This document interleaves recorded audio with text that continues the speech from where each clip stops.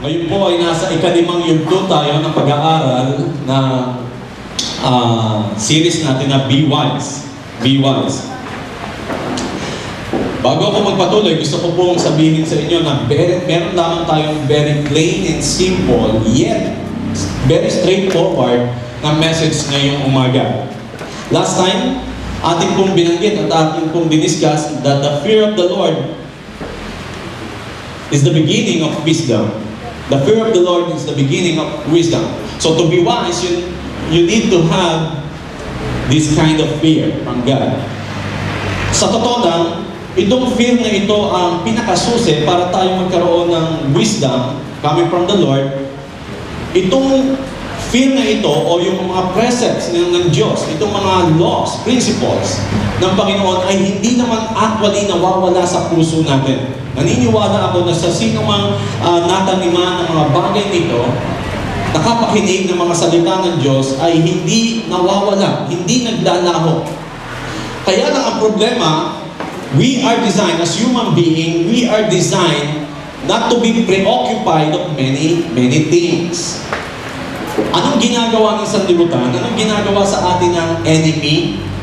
He just taking away yung fear of the Lord in our very core at papalitan niya ito ng anumang bagay sa mundong ito.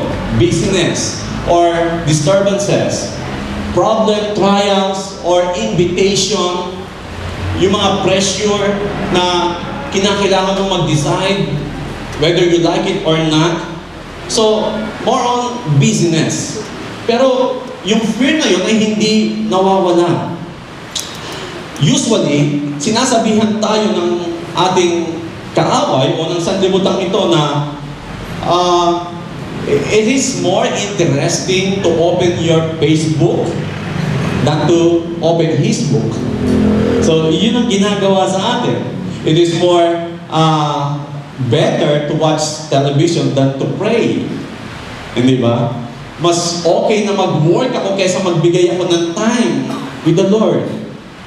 So, yung mga kapirasong sandali na yun na inaagaw sa atin at sa tingin naman natin ay mukhang tama naman gawin.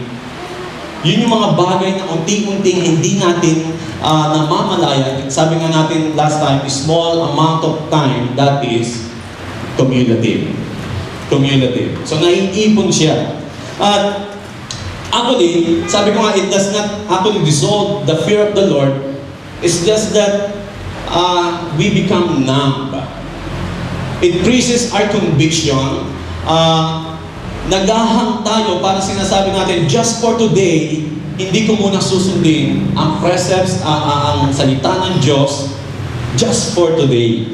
So, itong mga problema na ito, kapag hindi natin namamalayan, ay sabi nga natin cumulative, magugulat na lamang tayo, we are in the midst of our great regret sa buhay natin. So, kung tayo magiging matalino, i-connect natin lagi yung that natin sa consequences ng ating actions upang nang sa ganun, makapag-isip tayo, ito bang gawin ko ay pinakamatalinong gawin. Sinabi ko rin last time na kung minsan nagkakaroon tayo ng dilemma between right and wrong, pero hindi yung actually ang dilemma, this is more than what is right and what is wrong, but what is the wise decision. Pag sinabi natin what is the wise decision, of course, we are consumed by the wisdom coming from our divine or our God. So yun yung idea na gusto kong ipakita sa atin. We are there in every unwise decisions. Hindi tayo na bigla, hindi tayo natulog. Lahat ng kapalpakan natin, ginawa natin, at conscious tayo sa mga bagay na yun. Usually, kinakausap natin yung sarili natin, anong ginawa ko? Ano nangyari? Bakit ganito ang aking kinahinatnan? So usually, sinasabi natin, anong kamangmangan, anong kaistupiduhan, anong katangahan ang nagawa ko? Sa ating sarili, kinakausap natin. Pero alam nyo, bago kayo dumating doon sa kapalpakan na yon, usually, we are thinking of, or we are usually characterized by the phrase like, I think, hindi naman mali na gawin ko ito. Doon tayo nadadaya ng ating sarili. Minsan sinasabi natin, there's nothing wrong with it. What's wrong with kung gawin ko itong mga bagay na ito? So itong praise na ito na nagka-characterize sa atin bago tayo humakbang sa mga maling desisyon, itong prinsipyong ito ang dumadaya sa bawat isa sa atin. Kapag ka nagsimula ka magtanong, okay nang bang gawin ko ito? Ikaw ay naglalaro na doon sa isang, sabihin na natin naive, o sabihin na natin immature, dahil if you are wise, meron ka kagad sagot doon sa sinasabing, dapat ko bang gawin o hindi? Alam mo na kagad, isang tanong lang sa isip mo, pero yung humaba pa at nanatili pa sa isipan mo ng matagal na oras, na araw, na linggo, mukhang nagtatalo sa'yo, hindi lang yung, is it the wise thing to do, or between right and wrong. Nandun ka lang dun sa level na yun. Usually, nadadaya tayo at nagkakaroon tayo ng problema. Pansinin po ninyo ito, it is a bad idea to assume that if something is not wrong, we assume that it is right. Siguro hindi naman mali. So, kaya ina-assume kagad natin, okay, gagawin ko to. Palagay ko, tama naman ito. Sabi, hindi yan mabuting idea, hindi magandang idea yung bagay na yan. What is right generally in people in public, hindi laging tama para sa iyo. Hindi laging tama para sa atin. Kaya huwag tayo maglaro dun sa portion na kung saan ginagawa ito ng marami, palagay ko tama na gawin ko ito. Wala siguro mag-aakusa sa akin na gawin ko to kasi sila naman, ganun din ang ginagawa nila. So therefore, okay lang siguro na gawin ko ito at yan ang problema natin. Ina-assume kagad natin kung ito ay standard ng karaniwan o tama sa ginagawa ng karamihan, ang akala mo ay tama na rin sa'yo. Or maaring hindi mali sa paningin ng iba. Pero ang tanong, hindi kagad yan ang tama na gawin mo. Doon tayo nagkakaproblema. Nagiging standard natin ang taong nakikita natin, hindi yung mga precepts o yung mga principles ng Panginoon. So, mabibigla ka na lang, magugulat ka na lang, bakit ka nagkakaganito at bakit ka nandiyan sa kalagayan na yan. Okay? Ang problema pa, sasamahan pa tayo ng pride natin, so hindi mo i-admit, i-justify mo na, hindi, tama lang siguro yun, tama lang siguro yun. Siguro, kalooban ni Lord. So, pero nandun ka na sa gitna ng iyong kapalpakan. At walang sino mang gusto mabuhay doon sa lugar na yun. No, naalala niyo yung series natin dati na Quotient. May 9 tayo at gusto kong balikan yung ilang bahagi ng pag-aaral natin ngayon para makatulong sa atin sa pag-aaral ngayong umaga. Now, tignan niyo ito. But moral experience, that is our greatest regret, is not because of an overnight decision, but moral experience. This is general. What is moral and what is not moral? Kapag hindi moral, therefore that is immoral. So what is not moral is immoral. Yung lahat ng immorality, immoral things na nagawa natin, hindi po yan nangyari sa isang event, sa isang pagkakataon, sa isang desisyon na ating ginawa. Yan po ay bahagi ng ating buhay na ginawang desisyon sa maraming panahon at pagkakataon. I will be talking about our sexual purity. Okay? When it comes to sexual purity, hindi po usapin kung mataas ang iyong pinag-aralan o mababa ang iyong pinag-aralan. Kung mataas ang iyong IQ o mababa ang iyong IQ. Kung edukadong tao ka o hindi. Kung ikaw ay nakapag-aral o mababa lang ang iyong pinag-aralan. When it comes to sexual purity. Hindi rin pinag-uusapan kung matanda ka o bata ka. Marahil sinasabi ng para lang sa kabataan niya. No! Lahat po tayo ay may mata. Merong bahagi ng ating katawan, yung sinatawag na lust of the eyes. So kahit sino, walang edad, Marahil hindi lang ganun kataas yung urge, pero walang edad, walang estado, walang anumang bahagi na ginagalang pagdating sa sexual immorality. At to be wise, kinakailangan natin pakinggan ang mga bagay na ito. Nagsimula actually, for this day, I'm not gonna read my Bible just for this day. I'm not gonna pray just for this day, only for this day. Ano mang alam kong tama, hindi ko muna gagawin just for today. At mapapansin mo, sinasanay mo yung sarili mo, small amount of time, that is cumulative, and therefore, sinanay mo ngayon, bukas makalawa sasanayin mo ulit, bukas sa susunod na linggo, sasanayin mo ulit na ipagpaliban ang pagsunod. I think it is more interesting to watch a television just for tonight than to pray. Papagurin natin yung ating mata hanggang sa makatulog tayo at antukin tayo. Papagurin natin ang ating mata kaka-Facebook hanggang sa antukin tayo, makatulog tayo. Just for tonight, just for this day, or just for today. Bukas okay na ulit. Aayusin ko na ulit yung aking buhay. At yan yung mga pagkakataon na yan, this is a usual for everybody, so therefore, there's nothing wrong. Pansin niyo? Because that is usual, you assume that is right. But the question, is it wise? So doon tayo sa level na yun naglalaro, kung bakit nagugulat na lamang tayo, bumabagsak tayo. Lalo-lalo na sa sexual purity natin.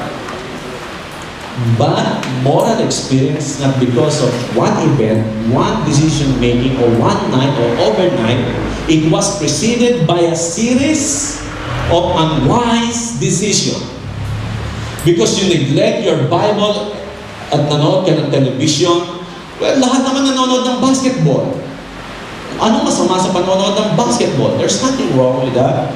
Kahit si pastor nanonood ng boxing, ang problema may patalastas. Anong patalastas? Alak. Bahay na maganda. Bakit kinakailangan ng... Alam niyo yung sinasabi ko, hindi ba?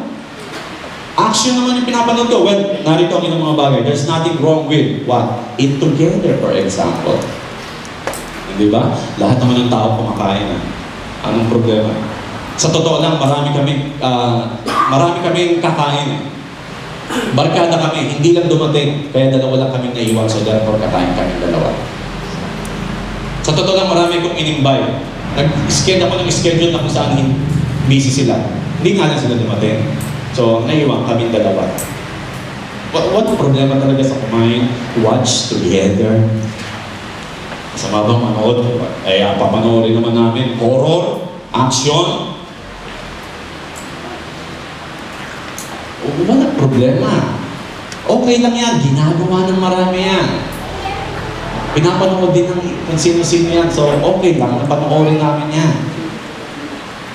Again, small amount of time that we invest, that is cumulative.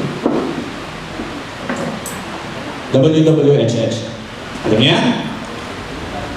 Walking while holding hands. Sino ba nun? Masama kamay lang yan. Hindi ba? Walang masama mag hand in hand while walking. Sweet nga na. Kahit sino gumagawa niya. Tsaka, walang kuryente. Walang malisya.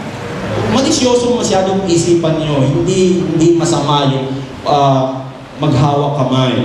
Yung mag-confide, yung may problema ako, hindi ba? Ang dami-dami, andyan naman si pastor na pwede mong pagsabihin ng problema. Bakit siya yung tinutukoy mo gusto?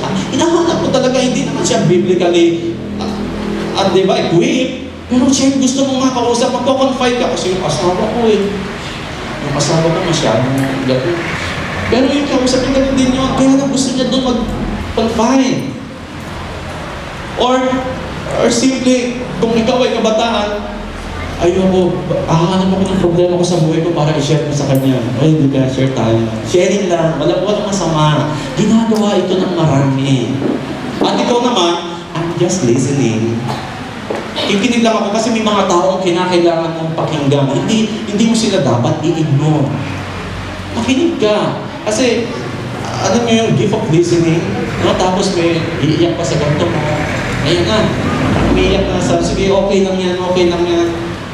hawak yung kamay. Walang problema doon. Hindi naman kami gumagawa ng masama. Mga anak, sasabihin ko sa nanay nyo, bakit? May ginagawa ba kaming masama? Naghahawa kamay lang naman kami, wala kaming ginagawang masama. Nagdidikit lang naman yung siko namin, wala kaming ginagawang masama. Yan ang problema. Subukan mong magdikit yung inyong mga siko, lalaki sa lalaki. Ew. Pero dun sa opposite sex mo, hawak kayo ng kamay na medyo nagpapawis na ayaw ng pagbitawan. Marahil wala nang kuryente. Ewan ko, di ba lang, dumaan po ako dyan, kaya ako ito sinasabi. Again, this is very simple but straightforward. Wala akong edad. Dinadaya tayo, there's nothing wrong with that. This is usual. This is usual. Kami nga mag-asawa kapag hinawakan ko sa kamay, nailab ako lalo. Yes, di ba? There's nothing wrong to drop by. Uy, punta ka rito. Bakit? Nagbakasyon sila nanay. Wala dito ng tao. Ako lang. Wala akong kausap. Masama ba yun? Yung maglilibang lang kayo? Mag-uusap lang naman. Mag-uusap lang. Bukas naman lahat ng bintana. Walang masama doon. O, ka na ba sa'yo nakakatamad dito? Doon tayo kung saan medyo... Bakit kapag lalabas kayo, ayaw nyo ng maraming tao, gusto nyo dito tayo, mas konti lang ang tao dito. There's nothing wrong with that. To watch a movie? Ano mali? Si Pastor na nanonood din ng movie. So okay lang yan. Nood din tayo ng movie. Isang bagay na hindi ko po magawa ng kabataan, nakasama ang buong youth, na kapag nanonood kami at merong torrid kissing. Kahit lalaki ko ako, naiiyak ako na andun yung ka-sister ko sa church, and yet kapwa kami nanonood. Action po yun. Well, hindi masama manood ng action. Tama? Hindi masama manood ng action. Talagang patayan yung bakbakan yung barilan yung, pero may portion doon na ang konti lang naman, wala pa ng 2 minutes. Pero torrid. Parang, kaya hindi ko po nag-invitation na manood. Papanoorin ko na lang yun, ako mag-isa. Ako na lang, sisirahin ko na lang yung sarili ko mag-isa, pero with them, hindi ba kayo naiilang? Pero there's nothing wrong with that. Di ba? Doon nagsisimula yun. Pero small amount of time, small amount that you deposit in watching that kind of movie, neglecting your prayer, neglecting your Bible, nag-generate yan, nag-i-istoryan doon. We are not meant to be preoccupied by many things. Kung ano lang yung nandun, siya lang yung talagang laging mag-a-action. Yan ang ating punta. Kaya, magugulat ka, ano nangyayari? Nahulog lang kami. Yan na nga, nahulog kayo. Eh kasi, mahilig kayo dun sa edge. Lagi mong sinasabi, hindi pa naman. Dito sa portion na ito, lahat sila gumagawa nito. Kaya hindi pa ito problema. Cedric, nawala na ako sa camera.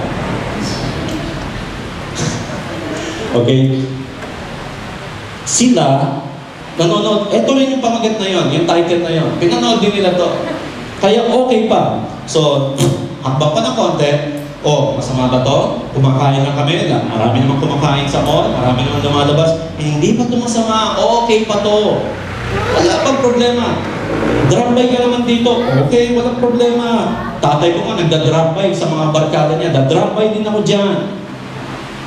Sino kasama mo? Ako lang. Okay, sige, nalulungkot ka. Okay, kwentuhan tayo. Nood tayo. Pero, bakit nandun ka sa edge? Lagi mo sinasabi, yun ang dumada, hindi pa ito masama. Nagdi-dinner kayo, pare-pareho. Nagla-lunch kayo, pare-pareho. Ano masama kumain kaming dalawa? Naglalakad kayo sa labas, di ba? Yung anak ninyo, hinahawakan nyo rin sa kamay. Ganun lang din yun. Hinahawakan ko rin lang sa kamay. Tapos umulan. Ay talagang hinihintay mo umulan para yung payo, mas maliit lang talaga, para, di ka na, kasi medyo mababasa ka dyan. Sige, edge. Sige. Tanungin ko po kayo. Gusto niyo po magtayo ng bahay sa bingit, sa cliffside? Bibili kayo ng lote doon. Pero ang hilig natin sa edge. Hindi ba? Lagi natin sinasabi, I'm not actually crossing the line yet. Wala pa ako doon. Wala pa ako doon. So therefore, okay lang ito. Yung lagi mong nakakausap, yung lagi mong nakakasama, guard yourself. Guard yourself. Actually, may mga area sa buhay natin to live in on that edge, hindi naman laging sinasabi natin na masama. For example, on your diet, kung ang pinag-uusapan natin ay diet, andun yung karne, andun yung taba. Pumunta ka ron, so kumain ka ngayon, ganyan ako 1 week, hindi ako nagtaba 1 week, dito ako no. Si Ella, sa ating sinigang, andun ako ngayon sa edge. Okay lang, sige, kainin niyo na muna. Ngayon lang naman yan, 1 time lang. Walang problema. There's no big deal. 1 time sa inyong diet. Kung mali kayo, for example, sa inyong school, 8 o'clock ang inyong time, sa inyong work, dumating ka 8:01. Minsan, dumadating ka 8:01 o 8:05. Okay lang yan. Walang masyadong problema yan. Okay? Sabi ng nanay mo, umuwi ka, 10 o'clock, dapat nasa bahay ka na. 10 o'clock, naglalakad ka pa. I-consume mo na ng konti kahit 30 minutes. Malate ka ng 30 minutes. Pagdating mo sa bahay, hindi masyadong big deal sa nanay mo yan.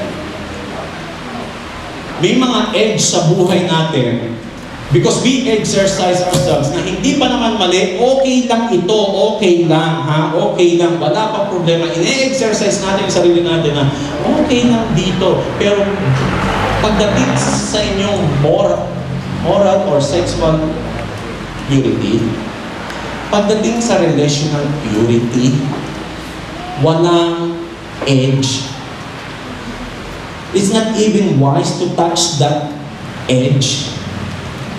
Hindi dapat na nandun ka doon sa edge na yun dahil yung one time na na-cross mo yung line, that's the beginning of your great regrets.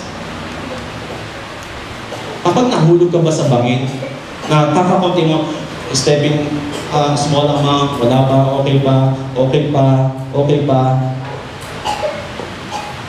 Pag nahulog ka, hindi mo alam kung buhay ka, o patay ka, o pilay ka, o mayayari sa'yo. So alam ninyo yung danger to live on the line or the edge. Hindi po maganda. Hindi po maganda. Hug. Walang problema sa hug. Okay? Okay lang yan, may problema siya. I-comfort mo siya. Meron mga ibang pwede mag-comfort. Bakit ikaw? Bakit ikaw pa? Parang hinihintay mo talaga magka-problema. Ito naman itong isa, kahit mababaw lang yung problema, pinapalalim. Kasi gusto ko rin eh. Walang problema. Hug lang, hug. Ginagawa ng mga friendship yan, di ba? So, yung idea natin na there's nothing wrong with that, I think, it is okay na gawin namin ito. O I think, kasi general eh. Ginagawa ng lahat. Ginagawa ng maraming tao. So, hindi dahil mali sa kanila, o hindi mali sa kanila, tama sa'yo. Hindi po gano'n. Hindi lahat ng ginagawa nila ay mag-fit sa atin. Alam nyo, just imagine, ngayon sa inyong kinalalagyan, kung kayo po yung klase ng tao na mahilig manood, mahilig magkaroon ng pastime, instead of praying, instead of attending church, instead of, alam niyo na yung spiritual things, and yan ang ginagawa ninyo ay yung mga kabaligtaran na dapat may mga spiritual discipline ka as Christian. Pero iba yung sanayan mo, ginagawa mo daily. Sunday, walang problema. You are spiritual. You are the good person among the universe. Ikaw talaga ang good every Sunday. But what about after church? Pag Sunday, nakakabasa ka ng Word of God. Bukas, what about Monday, Tuesday, Wednesday, Thursday? Oy, Wednesday, pati naman ako. Okay, there's nothing wrong with that. Atin ka, basa ka. About pagdating ng Thursday. Pansinin ninyo, kung kayo ay nabubuhay sa edge, imagine nakaupo ang Diyos sa kanyang trono na siyang may plano sa buhay mo na pinakamaganda. May purpose sa'yo na gamitin ka ng Diyos sa pinaka-passionate na paggamit. Sa pinaka-effective na nakagamit-gamit. Ang Diyos na siyang nagtakda ng plano sa'yo, na nangangarap sa'yo na gamitin ka niya at gawin ka niyang somebody someday. Kung kayo ay nasa edge, anong ini-expect nyo na sasabihin sa inyo ng Diyos? Anong ini-expect ninyo? Sasabihin ba ng Diyos sa inyo habang nandun kayo at titimbang-timbang kayo sa edge ng purity ninyo, ay sasabihin ng Lord, oo, mag-ingat ka, tutumba ka na, mag-ingat ka. No, hindi sasabihin ng Lord yun. At lalo hindi niya sasabihin, go for it, sige na, tikman mo na. Hindi niya sasabihin yun. Na-imagine niyo ba yan? Because we become numb because of small amount of time na ini-invest natin outside your spiritual discipline. Where's the fear? Inside, not there. Tinabunan na siya because we are not meant or designed, made to be preoccupied of many things. So, piliin ninyo ano yung ginagawa natin, saan natin ini-invest yung time natin daily. Alam nyo ano sasabihin ng Diyos kapag nakita ka doon sa edge? Katulad ng nanay ninyo, katulad ng mga tatay, na may anak na babae na 17 years old, 18 years old, o kahit na 20 ka, na dalaga ka, anong sinasabi ng nanay ninyo? Kapag nagpapaalam ka, tayo, lalabas lang kami kasama yung barkada. Talaga? Pwede bang wag na na? Lagi niyo sinasabi, bring out talaga itong nanay ko. KJ yung nanay ko. Bakit niya ako laging pinagbabawalan? Katulad ng ating mga magulang, yung mabubuting magulang at matitinong magulang, sasabihin niya, stay out of the line. You're moving closer. Lumayo ka dyan. Sasabihin ng nanay niyo, ayoko, hindi ako papayag, lumayo ka, hindi kita hahayaan, malagay sa edge. Magkakaroon tayo ng problema kapag hinahayaan na natin ang anak natin na to live in the edge, pati ikaw, idadamay niya. Kasi niyo, ang sasabihin sa atin ng Diyos, flee from sexual immorality. Anong ibig sabihin ng flee? Don't live on the edge. Stay away from the edge. Run away from the edge. Yun ang ibig sabihin ng flee. Itong si Paul, nung sumulat sa Corinth Church, alam niyo yung kalagayan ng Corinth Church? The church was located in the midst of pagan society where free sex can be acquired anytime within the temple. Ganun kakurap yung kanilang morality. Alam ni Paul yung kinalalagyan ng Corinth Church na kung saan alam niya na vulnerable itong mga taong ito sapagkat sila'y napapagitnaan ng mga corrupt person, corrupt people. Yung influence and yung culture ay sira na, yung lipunan, ang legal sa kanila, yung immorality. So therefore, the wise thing that Paul, na maya-advise niya dito sa church na ito, ang sabi niya, not to live on the edge, but run away from the edge. Flee from the edge. Flee from sexual immorality.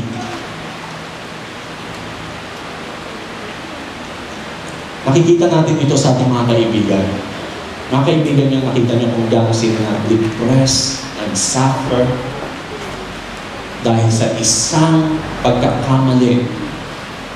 Bakit pati yung pangarap kinabukasan dapat madamay? 2,000 plus years ago, pinaalalahanan tayo. Ang Bible ay free, pwede mong basahin, buksan ng walang bayad, at matatagpuan mo in certain passage in the book of Corinth na nagsasabi, kayong nabubuhay in the culture of corrupt mind, influenced by corrupt people, in the culture na ang sex ay laging ini-store, in television, in magazine, in newspaper, in billboard. Anong pagkakaiba natin sa Corinth Church? Sa Corinth City? This statement is always relevant even up to now. This is timeless. Yung ating pinanonood, nagpanood lang tayo ng basketball. Kasama ba naman kayo mag-commercial ng whiskey? Mga kabayo, nasa puting kabayo. Diba? Bakit mo ba isa sa... Anong kinalaman sa paglalasing, no? Hindi, makakainuman mo ba yun? Hindi. Pero anong gusto niyang ilagay sa mind mo? Sigarilyo. Patalastas ng sigarilyo. Bakit hindi mo ipatalastas ng higit na lang ng higit? Masarap mo higit. Bakit kailangan nyo magsisip-sip pa? Babae na kalipstick na pula. Bahay na pinagbibili. Pag hindi na lang isang pamilya, bakit kinakailangan yung naka-shorts pa? Aware ba tayo sa nangyayari even in our television? Hindi mo nangyari overnight yung mga bad moral experiences na nararanasan ng mga kaibigan natin, ang kakilala nyo. Then, pag sila'y nahulog, hindi ba't naghahanap sila ng damay ng sisi pero walang ibang sisisihin kundi kung ano yung ginamit nila, kininsyong nila yung oras nila sa mga walang kabuluhan. So this is just warning to us na like Corinth Church, tayo po ay nabubuhay in the same culture, in the same immorality outside our home. Pare-pareho. Kung ano yung naging problema nila, parehas po ang ating problema. Flee from sexual immorality. Sa totoo lang, itong prinsipyo na ito, gustong-gusto ito ng mga tatay, di ba? Gustong-gusto niyo ito na gawin at ipatupad ng inyong anak. This is what you want that your wife to do. Flee from sexual immorality. Every good parent, this is what you want your daughters to do. Gusto niyo yan, di ba? Tayo mga kuya, gusto niyo na maging prinsipyo ito ng inyong mga kapatid na batang babae to flee from sexual immorality. Mga nanay, ito yung gusto ninyo sa inyong asawang lalaki to flee from sexual immorality. Ang tanong, ito ba ang prinsipyo na gusto natin? Ako, ikaw, bakit gusto mong makita ito sa ibang tao at hindi sa sarili mo? Bakit mo pinagbabawalan ng ibang tao ba't hindi ang sarili mo? Napansin nyo? To flee from sexual immorality, meaning to deposit your time, to invest your time in every spiritual things. Nang sa gayon, ibalik niya ang position ng fear of the Lord in your heart so that you can be wise. The fear of the Lord is the beginning of all wisdom. Maintaining that kind of fear in our core, in our mind. Aalis po niyan tayo dun sa edge. Kaya lang ang problema, hindi naman po nawawala yung fear. Alam po, Christian pa rin kayo. Kayo pa rin yan, same person pa rin. Andun pa rin yung fear. Kaya lang, ini-entertain mo yung iba't ibang klaseng feeling ng sanlibutan na ito. So therefore, yung fear mo napunta na doon sa kabiliran sa likod, sa puwet, kung saan na nalimutan mo na. Dahil kasasabi mo, there's nothing wrong with it. Okay lang ito. Kasi lagi mo sinasabi, ginagawa din naman nila ito. This is usual in our culture. Hanggang sa nagulat ka, nandun ka na. I've known one friend na talagang maloko ko. Pilyo. At halos talagang mahawa ko sa kanyang kapilyuhan. During that time, ako rin po ay hindi maayos ang aking spiritual life. Hanggang ngayon, friends ko siya sa FB. Siguro, umabot ng napakaraming taon, itong nakasama niya sa buhay, hindi talaga na gusto. Alam niyo ba kung gano'ng kahirap makulong sa isang lugar na hindi mo talaga gusto yung lugar na yun? At wala ka nang magawa because of your aggressiveness, because of your kapusukan, because you entertain small amount of time na pinipid mo yung mind mo, hindi niya gusto. Yung nangyayari sa kanya. For how many years? Even for 10 years. Alam niyo kung bakit siya nandoon sa place na yon? He was threatened by this girl na magsusuicide siya kapag iniwan niya. At ginawa. Hindi niya ma-take, hindi niya kakayanin ang kanyang konsensya na may isang taong mamamatay dahil sa kanyang kalokohan. Ilang taon nag-abroad siya para lang masubukan niya yung kanyang sarili na lumayo dahil hindi siya masaya. Alam ko, dahil kilala ko kung sino rin yung girlfriend niya. Hindi talaga yun ang gusto niyang pakasalan. Bakit kinakailangan yung buong buhay mo para sa isang gabing pagkakamali ay mag-suffer ka ng napakatagal? Bakit? Dahil dun sa small amount of time na ini-entertain mo araw-araw.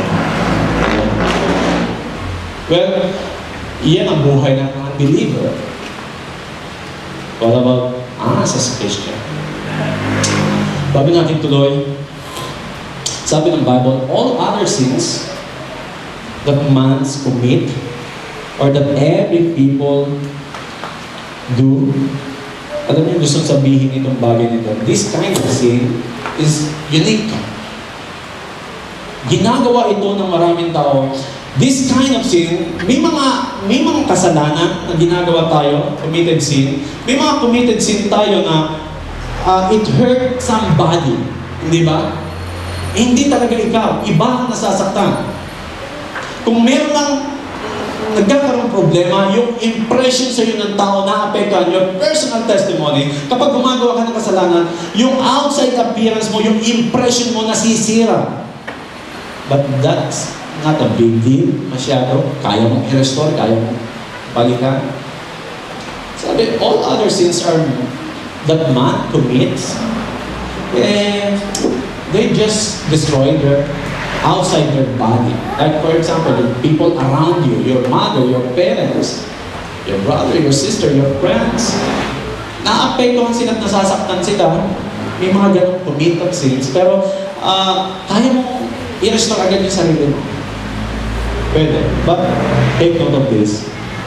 All other sins a man commits are outside his body.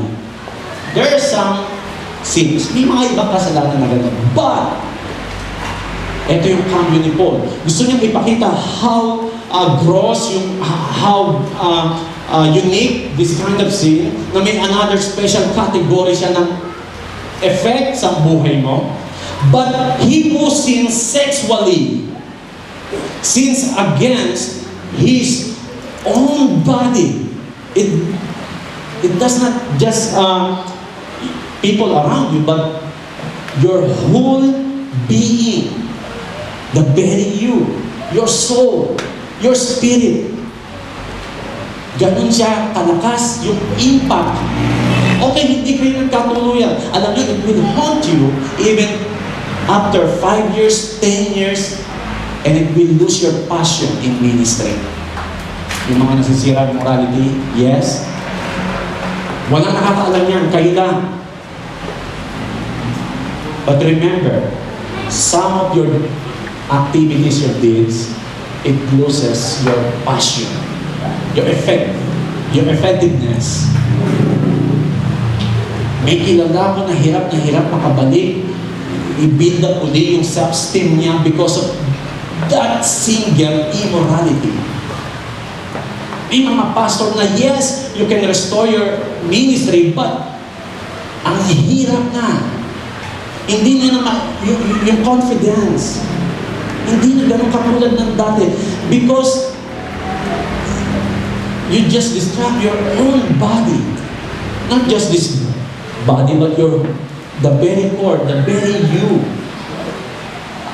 Alam niyo yung pasunod nito, di ba sinabi, don't you know that your body is God's temple? Hindi niya nire-refer itong outside appearance. Yung comparison dito, yung between you and your soul, your spirit, your heart. Mga guys, alam ninyo, natatandaan ninyo sino yung huling tinignan ninyo. Huling napanood ninyo. Alam ninyo, sa tuwing magpe-pray kayo, sinisira nito ang inyong focus sa Diyos. Ganun din yung mga nag-entertain ng kababayan na inaalaw nila yung mga guys na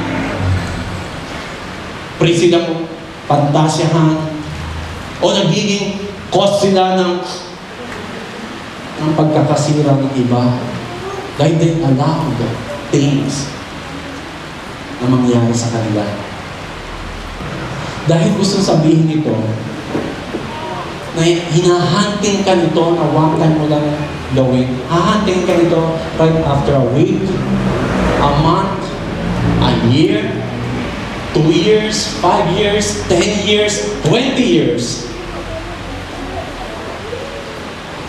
Your purity was this day.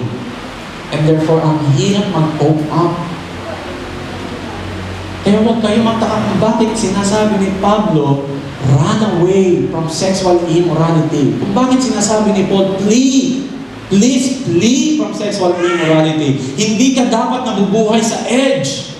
Hindi ka dapat nagtatanong, tama ba ito, mali ba ito? Hindi dapat ganun ang tanong, what is the wise thing to do? Alam mo na hindi, yes, tama yan, yes, gawin mo yan, pero hindi tama na nandun ka sa posisyon na yun, na nagtatanong ka sa sarili mo, tama ba ito, mali ba ito, tama ba ito, mali ba ito. Dapat walang ganong confusion when it comes to sexual purity, immorality. Dapat walang ganon.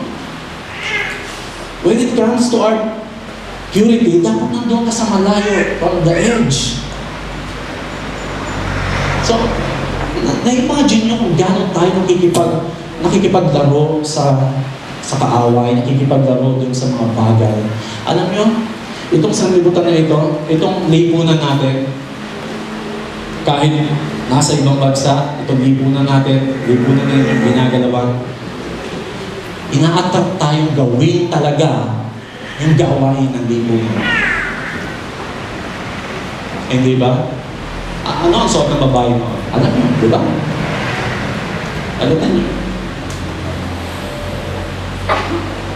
Ang tangi nakikita lang, dulo ng kamay, dulo ng paa. Pero ang kultura natin ngayon. So, hindi ka magtataka. Pansin niyo? At minsan, kasama tayo sa nagiging dahilan. Ganitong kultura ay kababagsak ng iba, mga babae. Pansin niyo?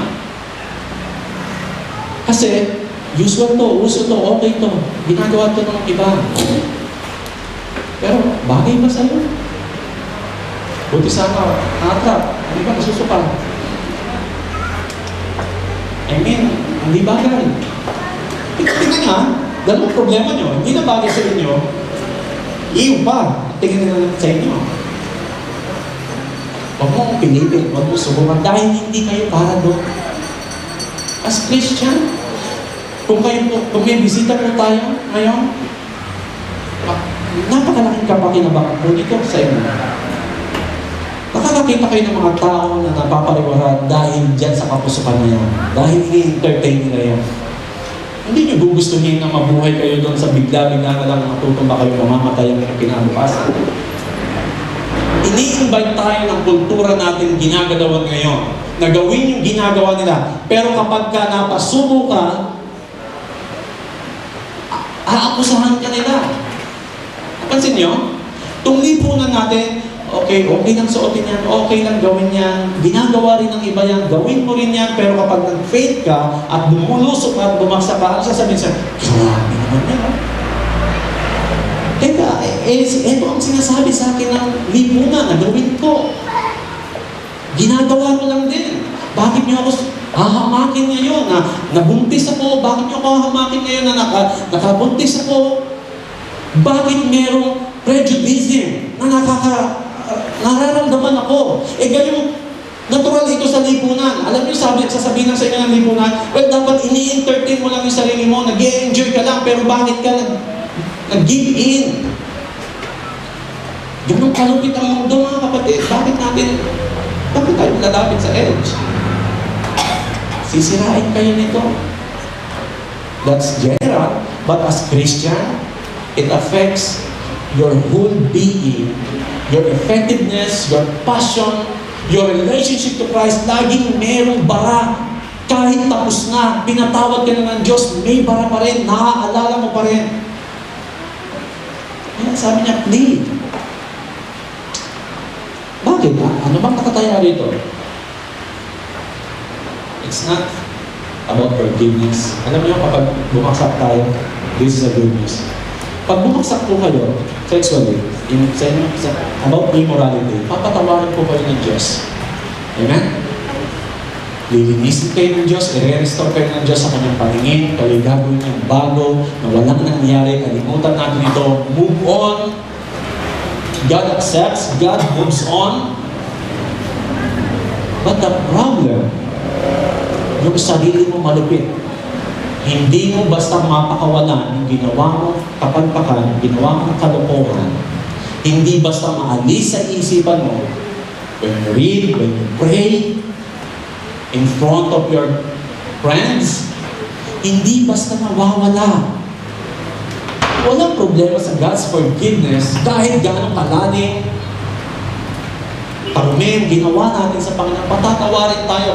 But this kind of sin, it affects your body. You just destroy your own body.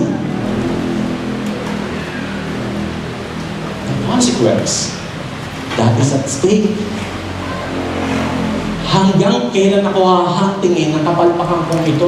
Hanggang kailan ako titigilan ng kapalpakan kong ito? Hanggang kailan ko i-store sa utak ko ito? At hanggang ngayon, hinihina niya ako pagkaminsan. Hanggang kailan? That's why, sabi ni Paul, please, flee. Flee. Takasan ninyo kung anumang bagay na ini-entertain nyo sa maliit na bagay, na magkasama kayo, na nag-drambay ka, na nanood kayong TV, na kayo lang kumain sa labas, kayo lang nagkita, naghahawakan kayo ng kamay lang naman, walang problema, pero you're just exercising the edge. You're just living on the edge. Hindi pinakailangan gawin yun. Hindi mo pinakailangan gawin yung bagay yun. Kung meron tayong kakilala na hulog dito, tayo mismo makakapag-move on. Tanongin niyo sila, makakapag-move on ba sila? Tayo makakalimutan natin yung ginawa nila. Wala problema sa atin. Hindi natin sila susumbatan. Pero tanongin niyo sila, sinusumbatan ba sila magpahanggang ngayon ng sarili nila? Yes. So this is just a warning. Flee from sexual immorality. This is the wise thing to do, not to step closer to the edge, but to run away from the edge. That is the wise thing to do. This is the conclusion. You were bought at a price. Napakamahal ng pagkakabili sa atin ng Panginoon as Christian. Inugasan niya tayo sa ating kasalanan. Ang Diyos, tinanggap ka niya kahit anong pinagdaanan mo. I understand, mahirap makawala kapag may nagagawa tayong immorality. At tulad ng sinabi niya dun sa babae, kilala niyo, nababatuhin hanggang kamatayan sana ng publiko. Ano pangalan mo? Maria Magdalena. Anong sabi sa kanyang Panginoon? Okay, I will forgive you. You can do that again. Move on. Do it again. Yan ba? I will forgive you. Now stop sinning. Flee. Huwag mo nang gawin muli. Huwag mo nang ibalik yung sarili mo doon. Ito yung sinasabi ko. Most of us, we fail God when it comes to our sexual purity. Most of us. Lahat tayo. Walang tatakas dito. While you're reading your newspaper, watching television, lahat tayo. God accepts, God forgives, God moves on. Pero kung mananatili kayo dyan, pinahihirapan niyo ang sarili niyo. Pinahihirapan ko ang sarili ko, pinahihirapan natin ang sarili natin. Because you just destroy your body, the temple of the living God. Therefore, sabi ni Paul, therefore, instead of investing your time in that useless thing. Hindi na natin sasabihin, is it right or wrong? No, that is useless. As long as na pinifeed niya yung inyong sexual urge. Therefore, anong gagawin natin? What is the wise thing to do? Honor God with your body. Paano? Engage mo yung sarili mo in any spiritual discipline. I-focus mo yung sarili mo into prayer, in fellowship, in attending church. Read your Bible regularly. Yan yung amount of time na kinakailangan po natin gawin. Baka may mga bagay na dapat na natin iwan muna, huwag muna gawin yung mga habitual sin. Just honor God with our body.